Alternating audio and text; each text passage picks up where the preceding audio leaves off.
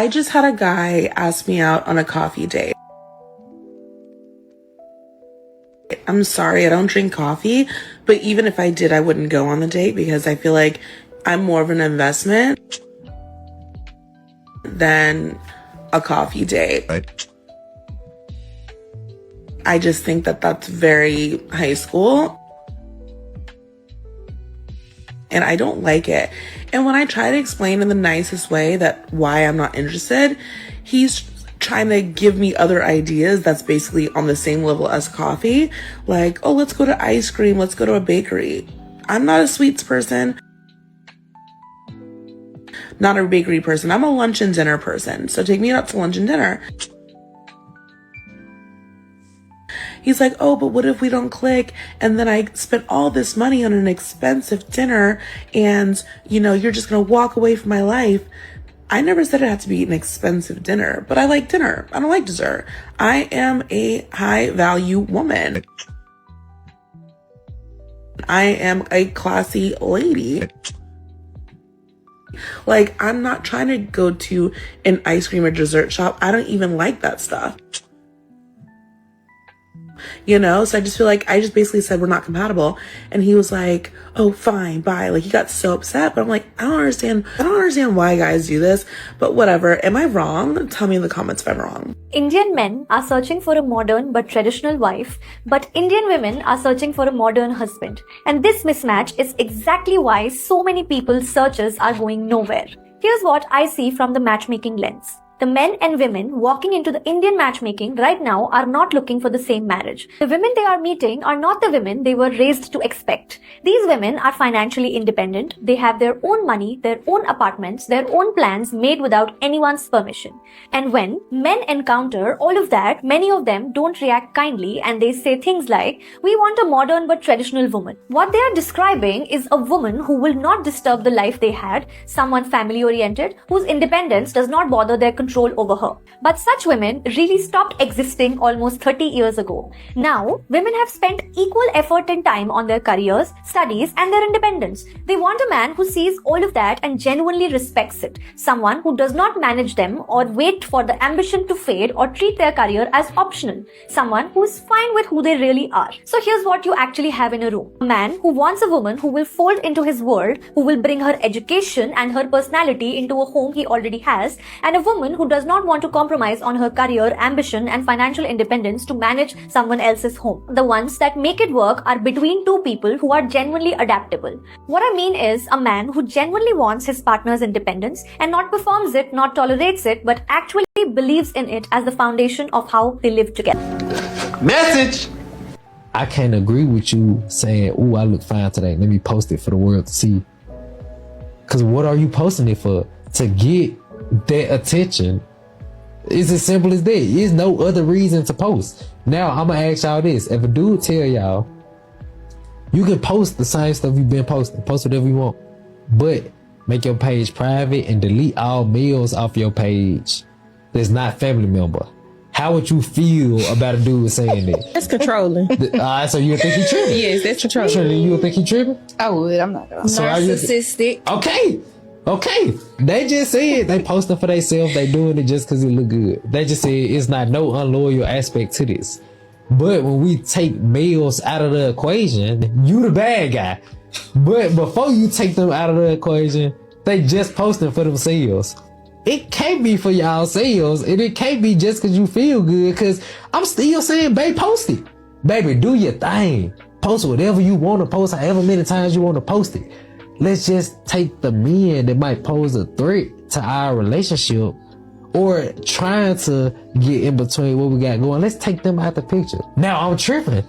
So don't they click in y'all head that, maybe I'm not just doing it just for me. Or maybe I'm not just doing it just because I feel good. Can we agree to that now? I still can't. We can't agree to that. My homegirl has made so many dudes shake for her that she's lost count of how many have done it for her on FaceTime, in person. I don't know what she says and does to these dudes, but they just listen to her. They do whatever she wants. And she don't even be hunching on them. She don't hunch on them. And the crazy thing is she gets no gratification from it. The only kind of gratification she gets is knowing that she made a nigga do it. Knowing that she has power over, I don't know, it scares me. It really scares me because she's such a, you know what I'm saying, ball of sunshine. Would never expect this kind of behavior from her. And she'll record, they don't care, and sometimes they'll just offer to do it without her even asking. I don't know what she's doing to these. And this ain't even the worst part. She made one dude put a heart-shaped butt plug in the hole, right? And bent over, tooted up, rump to the air, and take pictures, Polaroid. And the thing is like, these are manly man, traditional type of dudes that get around their homies and be talking about some, oh, I never do that. That's, you know what I'm saying? I'm not sassy. And I feel like this just goes to show that like, a lot of dudes are out here putting on this mask of traditional masculinity, and they don't even be like that behind closed doors, you know what I'm saying? And it also really shows the extent that what a man will do in order to get some buns. It's really odd. And honestly, you know, modern women be like, why am I not being asked out? It's because, honestly, men are having, with a lot of these young ladies, men are having to ask. Men are having to beg for the bare minimum. I'm having to beg for softness. I'm having to beg for, you know, you just showing some type of interest. I'm having to beg for you to say that you even like me. I'm having to beg for you to say thank you. While you expecting me to buy you all of these gifts and wine you and dine you and all that stuff.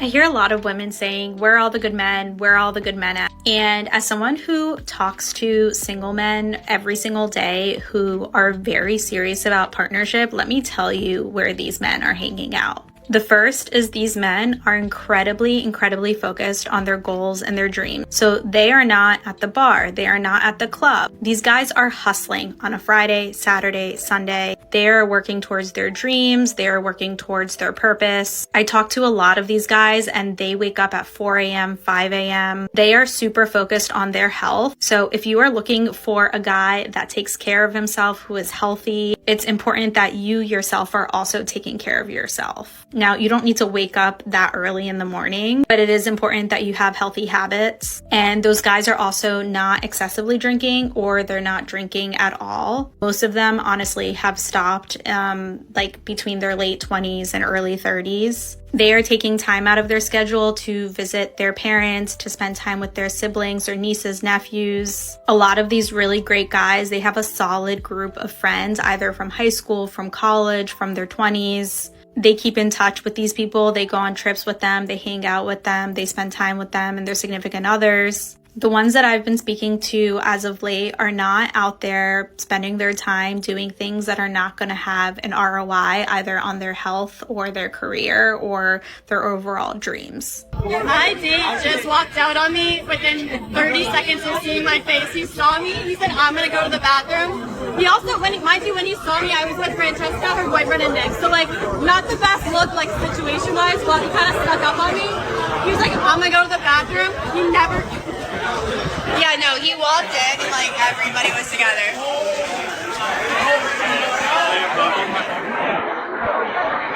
The man clearly didn't know that he was walking into a group date. 2 girls, 2 guys, and one of them is already dating. And then there's you and Nick. What do you think the man is going to think? It's either like one of 4 things. Number 1, you were planning on like a group intimate situation, which he is not into. 2, you weren't taking getting to know him very seriously. 3, even worse, you weren't not just taking him seriously, you were actually looking to make fun of him. Like he was going to come on this date and it would be one of those like high school nightmare situations where you laugh at him for thinking that you would have any true interest in him. Now, in my opinion, it's either 2 or 4 because I lean towards 4 because it's a super loud bar. How is that an appropriate location for a first date? Like, you can't even hear each other talk to one another. For any man that has been in this situation, or just a heads up to any of you guys that end up running into this situation in the future, believe me when I tell you that this is a clear test of your boundaries. This is disrespectful. Why can't she appreciate all the work I'm doing? Let's pause in that sentence. she can't appreciate all the work I'm doing. If that feels true to you, it doesn't mean you're lazy or uncaring, but it does mean that your identity is organized around effort and not impact. Most men were taught that effort should count. I'm trying. I'm doing the work. I'm making changes. But relationships don't experience your effort. They experience consistency, regulation, and who you are when it's hard. You can be doing a lot of inner work and still be exhausting to be with if the moment gets emotional and you defend instead of stay present, explain instead of listen, collapse or withdraw instead of repair. When appreciation becomes the metric, the work quietly turns transactional. Real inner work for men isn't about being thanked. It's about becoming someone who doesn't need appreciation to stay stable. So the question isn't, why can't she appreciate me? It's, can I sustain who I'm becoming when no one is clapping? That's where the work actually becomes real. Men can very easily go into a victim mode of, I'm not appreciated, when the real question is why do you need appreciation to stay stable? If this landed, start with safe. Please. And you also have to start asking the question, like, why is anybody shocked that the good men are going extinct? Like, the good men are moving away? Like, why is that something that you're like, oh man, you know, that they just up and disappeared? No, they didn't. I'm seeing you out here messing with other guys. I'm seeing you out here not being serious. I'm seeing you out here prioritizing chaos, drama, the quick buck, basically, the short-term play. I'm seeing you out here rewarding that versus somebody that's stable, makes good money, and has their stuff together, a long-term partner. You don't want that guy right now. You want that guy when you're 35 or 40. There are really only two dating situations all ambitious women get stuck in. The first is the classic condescending finance bro. He gives you that rich girl lifestyle, he pays for dinner, but he never lets you forget it. That guy doesn't really respect your career or take your dreams seriously. He's never truly going to be a life partner. The second is the nice guy, but he has low ambition. Everything is 50-50. He can't afford the Uber to dinner, and before you know it, you're working overtime to afford the lifestyle that you want and running a household at the same time. So you're perpetually in fight or flight mode, and you can never really go all in on chasing and pursuing your own career dreams. And that's because what no one tells ambitious women is there's really only one blueprint that works for us. We need to understand how to date like an investor. You find him before he blows up, when he's broke but on the verge of something massive. Like a smart investor, you bet on his current trajectory, not his current status. So as he rises, you don't just sit on his sidelines to become his advisor, his thought partner. You're the one always walking him through the trade-offs, and on the hard days when he doubts himself, you're reminding him of his potential. And you're also the type of partner that gives him peace and clarity for him to hustle and actually make it. There's a very important nuance here. You can only have this role if you're building your own thing too. It doesn't need to be the same career or the same goals, but it has to be something that makes you sharper, more confident, actually make you relevant in the industry. How else are you going to empathize with him and give him good advice if you're not also on the ground building your own experience? How is he going to respect you if you're spending all your time complaining about how your 9-to-5 is? That's what building together really means. You don't have to build the same business, you don't have to make the same amount of money, but you have to build towards the same life, the same values, the same wavelength. And that's the kind of guy that doesn't just want to be with you. When he finally makes it, he knows he couldn't have done it without you. You built that empire together, and he kind of owes you. What does a submissive woman do for her man? Everything. What does that mean? You know, like packing his bag, unpacking his bag, just making sure all the things that he wants. And like, I pretty much read his mind. So it's like, if I know you and I study you, like I know how you are in the morning, I know how you are about midday, I know when you're in this mood, what you need. Like, before you can ever ask me for something, I'm already on it. I mean, he's spoiled. And you know, when I talk to my girlfriends about it, I was like, oh, how you guys doing? And I'm just like, girl, he's rotten. I'm like, he's spoiled rotten. Like, he's rotten. But I love that. Like, I want him to be that. I think my biggest flex is how I treat my man. And I've been known to love people back to health. And sometimes it's very draining, but my love is my superpower. And I used to hate that about myself. But now it's like, I'm just embracing it. Like, that's who I am. Like, if I love you, I can heal you. It's your joy. It is my joy. You know, I love to see him eating the meal that I cooked. I love seeing him sleep easy. Every night, like clockwork, I scratch this man's back to sleep. And I know when he's asleep because I can tell when his breathing changes. And some people might think that's psychotic, but that's like I just know that's when I'm like, oh, I can stop now. But I find joy in being your rest, you know? So know what that means. And that works for us because he wants what I have to offer. What are you getting from all that you're giving? What are you asking for in return? Dating is a difficult game. Now, multiply that by 2 if you're a short guy. Let's be real. Being short, if you've never dealt with your insecurities, can impact your self-esteem. The dating world can be brutal. I remember back when I was single swiping on dating apps and I used to see things like must be at least 6 foot or taller or must be this tall to ride this ride. Okay. But look, I'll be honest, that stuff used to get to me, used to make me feel like I had to prove my worth just because I didn't meet some height requirement. But what if I told you your height isn't actually the real problem?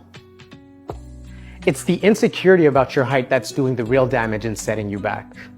By the way, these are really good. Think of it like this. Imagine going into a job interview and right before they start asking you questions, you tell them, hey, I don't think I'm the right candidate, or I don't think that I have what you're looking for.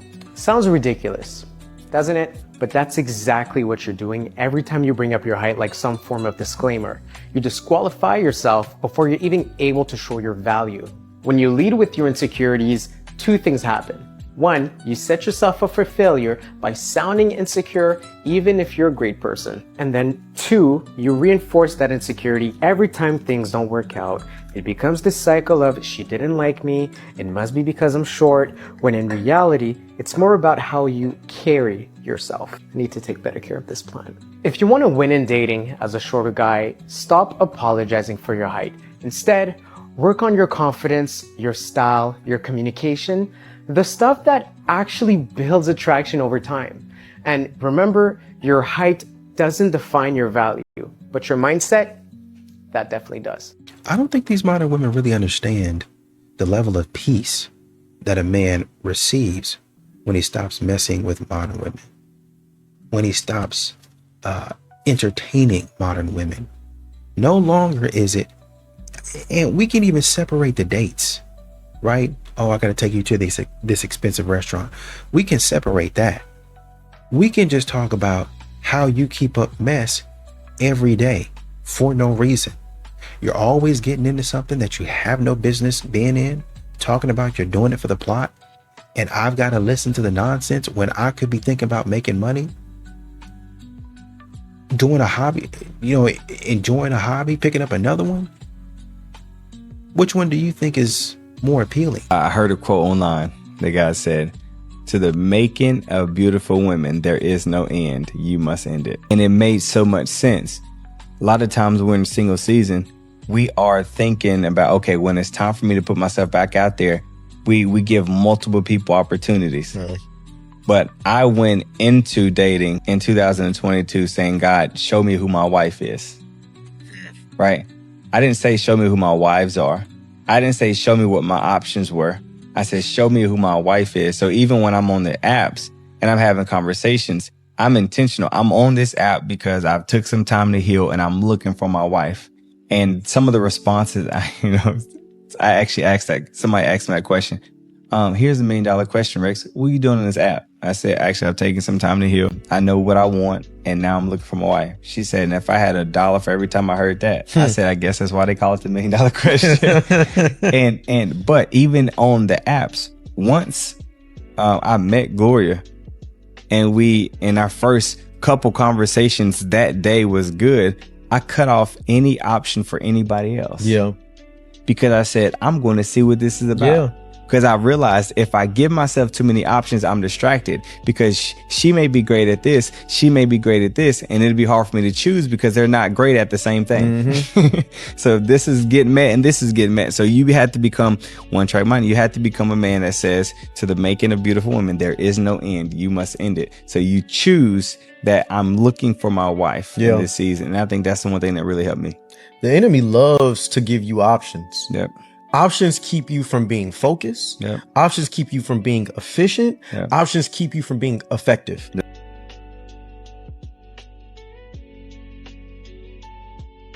Do you want to know a man's emotional maturity early in dating? Here's the 3 questions you can ask before you get attached. His answers are going to tell you everything that you need to know. Women get blindsided years in because no one taught us how to listen for emotional capacity early. So here's the questions you can ask to see this happen in real time.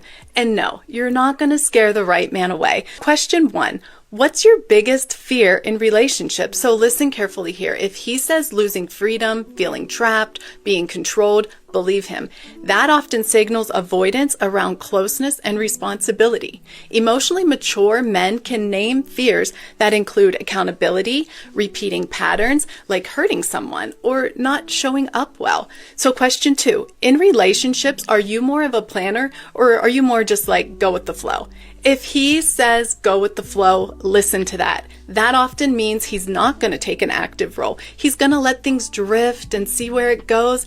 And most of the time, that means it's going nowhere. Men who like to plan tend to be ready for a relationship. They have intention, they have direction, they have a desire to move things forward. Planning doesn't mean control, it means readiness. Question 3, what does loyalty mean to you? And then also ask, do you think loyalty is different for men and women? If he believes loyalty has different roles based on gender, pay attention. Emotionally mature men value consistency, honesty, and respect for both people and not double standards. These questions, remember, they're not to interrogate him. This is not rapid fire. They're about listening, believing what you hear early, watching his reactions, watch how he responds. Awareness doesn't make dating harder. It's going to save you years. And another thing that you also have to think about is, when you want a man to yearn, you want a man to, I understand you probably want that man to really show you that he likes you. Well, I don't see it as him like simping for me. And if that is simping, then that's what I want. I want a man to really like me. I want a man to really show that he likes me. There's other ways that man can show that he likes you versus him getting down on both knees, crying and snotting, licking all over your feet, sucking all over your toes and all that nonsense. There's other ways that he can do that. But that's what modern women want. They read that type of stuff in books. They look at that type of stuff on TV, and that's what they want. And men are realizing at some point in time, you're going to think because I yearned and I begged for you, that you're in a better position. Well, I can leave you. I don't need you. You can't leave me. No, I did that thinking that you would understand how much I really want you in my life. But now that you're going to throw that in my face, I think I'll get to packing. I'll be out by the night.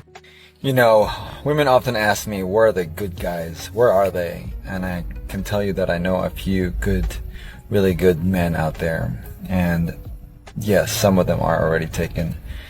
But some of those who are not, and actually even the ones that are taken, would actually not go out with super independent women. So yes, they're out there, but if you are a very independent woman, they're not going to be attracted to you because they know there's resistance. There's going to be resistance with someone who's independent, super independent especially. So yes, the answer is there are a few good men out there. And when I say a few good men, and when men who are willing to work hard, men who know that with the right woman, with the right partner, they would invest in her and would do almost anything to take care of her. Because taking care of her, they know, is taking care of him. They understand that they're both a unit. But a lot of women nowadays, I see, do not know how to be in flow, be in their feminine energy. They don't know how to trust men enough to allow them to step in to their masculine energy. To the point that sometimes they push them away or that they actually get in the way of them stepping in to the masculine role. And I'm so sorry that I'm finna say this, but I'm finna keep it all the way 100. Nah. Don't be sorry, because the people need to hear this. Don't be sorry. Let them know exactly what it is. Viewer discretion is advised. I'm finna keep it all the way thorough, okay? Us women know who can get the draws without dropping any bread off. Okay? Maybe you just not. Now, although this is something we already knew, it is nice to hear it from the horse's mouth itself. But the translation is, if you gotta pay for it, you just not who you think you are as a man. So all those provider men that be doing all this extra shit, no, you're just a simp paying for that cat. That's what you are. The only woman you should be taking care of is the woman that's actually committed to you. But if there is no true commitment, you shouldn't be paying a damn thing, because they know exactly who they want and how they want them. And like she said, you are just not that nigga to that woman. You could be that nigga to somebody else. That may be true. But to that woman in particular, you're not who you think you are to her. And you know, sometimes that's okay. That's okay. Because too much of anything is bad for you. But the shift is happening, and I'm happy the truth is finally starting to come out. Because I've been screaming this from a rooftop for quite some time. If you gotta pay for it, she don't really like you. The nigga she likes won't have to pay a guy thing. He just gotta exist. And she is willing and ready to go to them coffee dates with him, to not have him pay no bills. She gonna bust it open for him. She gonna buy him. It's a completely different experience when a woman actually likes you. For you, not for what you do for her. But it's unfortunate our average man will not be able to experience that, because a lot of us do bite off more than we can chew. A lot of us are too busy chasing the Beyoncés of the world instead of getting with a woman that actually likes us, whatever level that's on. I'm gonna tell y'all like I've always told y'all, like who likes you. It's really that simple. But you know what? Knowing a lot of y'all ain't gonna listen to shit I'm saying, because I'm just a normal guy. Y'all keep the change. A masculine man wants a woman that is able to draw out boundaries. It just can't be with you trying to control him.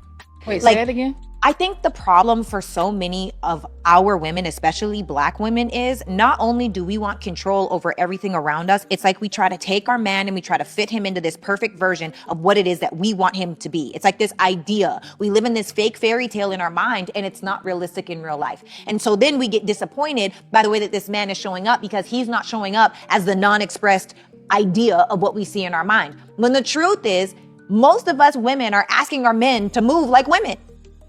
You didn't choose a woman, you chose a man. You didn't choose a feminine man, you chose a masculine man. If that man is giving you boundaries, if that man is respecting you, if he's loving you and he disagrees with you, that's when you've got to give it to God.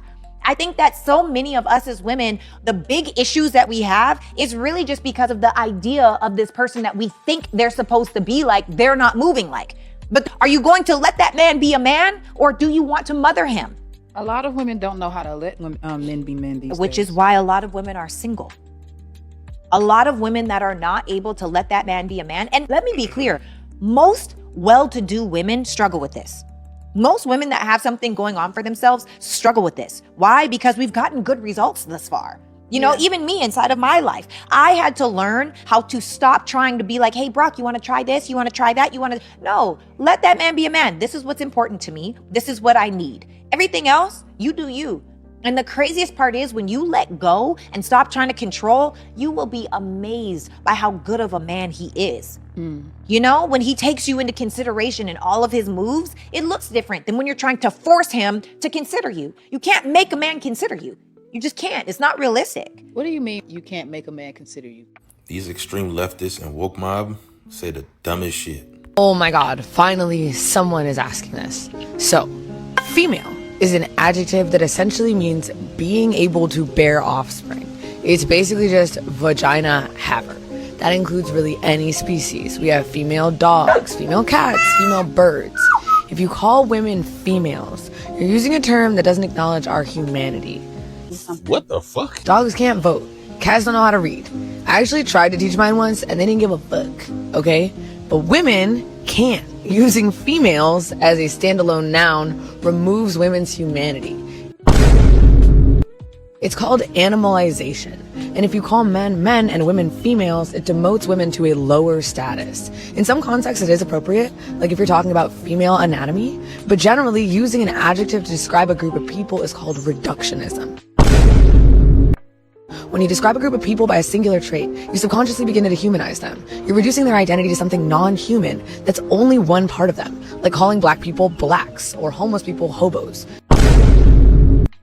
And I'm gonna call you a retarded female. They have the biggest victim mentality ever. I know y'all listen to that shit. I had to speed it up. It was probably making your ears bleed and you was losing brain cells listening to that bullshit. They get offended being called something that they are. I would honestly understand if some dude came up to you and said you're a dumb bitch. I understand you'll get upset because you're not a female dog. But if somebody says you're a female, what is the problem? That's how you get identified. Just like on the list, if you're in the hospital and they say fill out your name, date of birth, and put your sex, male or female. I don't know what type of liquid and food they consume, but I don't know what's going on with their brain up here. Just write in the comments if you think she's retarded, because I do. Sis, can I share something with you? It's going to be a hard truth, but you need to hear it. You're not a good wife. Most of the time, you're not even a good person. How do I know? Because you have been giving your husband nothing but stress, complaints, arguments, attitude, disrespect, a lack of submission for the entirety of your marriage. Yet the first thing that you want to say is, I know I'm a good woman. I know I'm a good wife. I cook, I clean, I take care of these kids. He can't get a better woman than this. Well, actually, sis, he can get a lot better woman than that. He just chooses to stay because he loves you and he wants to keep his family together. But he's getting tired. Ladies, one of the things that the Word of God says to judge ourselves by ourselves is not wisdom. Another translation calls it delusions.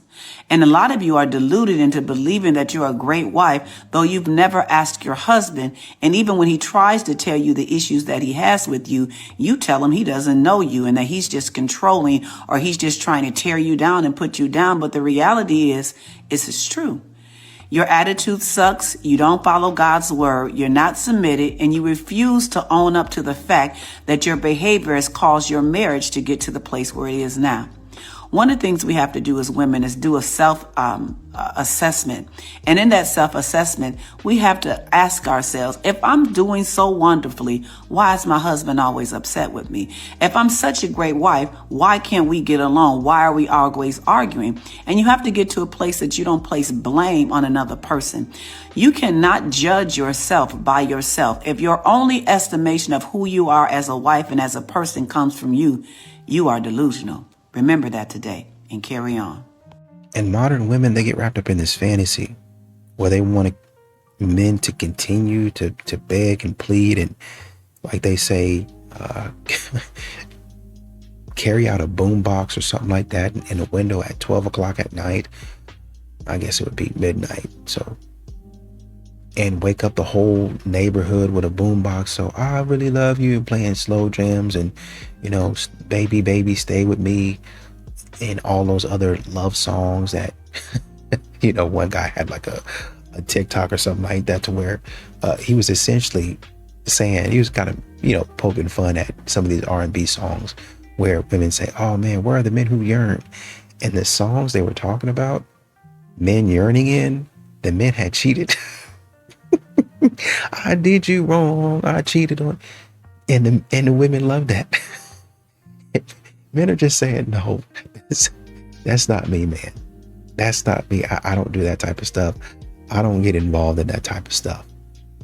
Number one. Number two, it ain't no reason for me to continue to try to prove myself and try to, every single time, it's always me having to say sorry. It's always me having to apologize because I'm always the one doing wrong. You never take any accountability, man.